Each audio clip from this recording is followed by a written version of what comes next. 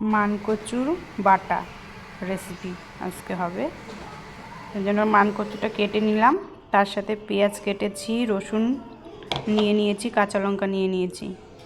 এখন এগুলো সবগুলো ভালো করে ধুয়ে এখন পেস্ট করব।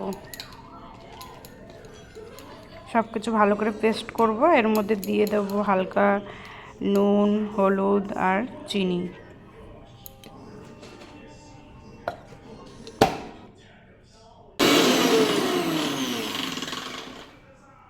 এগুলোকে ভালো করে এখন পেস্ট করব। এখনও ভালো করে পেস্ট হয়নি, আবারও করতে হবে। এদিকে কড়াইটা বসিয়ে দিয়েছি, কড়াইটা গরম হয়ে গেছে, তেল দিয়ে দিচ্ছি, সর্ষের তেল। তেলটা গরম হোক। এদিকে আবার নুন দিচ্ছি, পরিমাণ মতন নুন, পরিমাণ মতন হলুদ, স্বাদ অনুযায়ী চিনি দিয়ে ভালো করে পেস্টগুলো করব।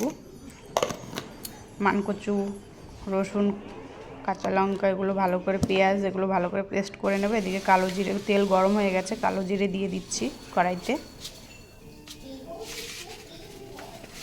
এদিকে পেস্টটা হয়ে গেছে, এবার অল্প অল্প করে কড়াইতে দিয়ে দেব।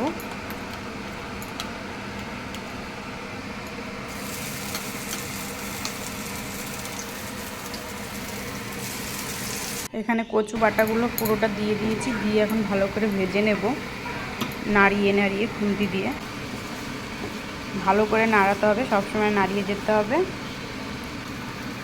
নাড়াতে নাড়াতে একটা সময় এটা মানে এক জায়গায় দলার মতন হয়ে যাবে, তখন এটা পুরো পারফেক্ট হয়ে যাবে। এখন এটা পুরো হয়ে গেছে, এক জায়গায় পুরো সব চলে এসছে।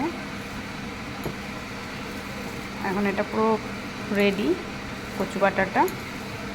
এবার একটা বাটিতে তুলে নেব।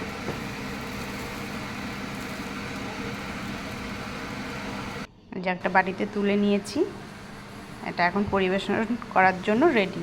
Bye bye.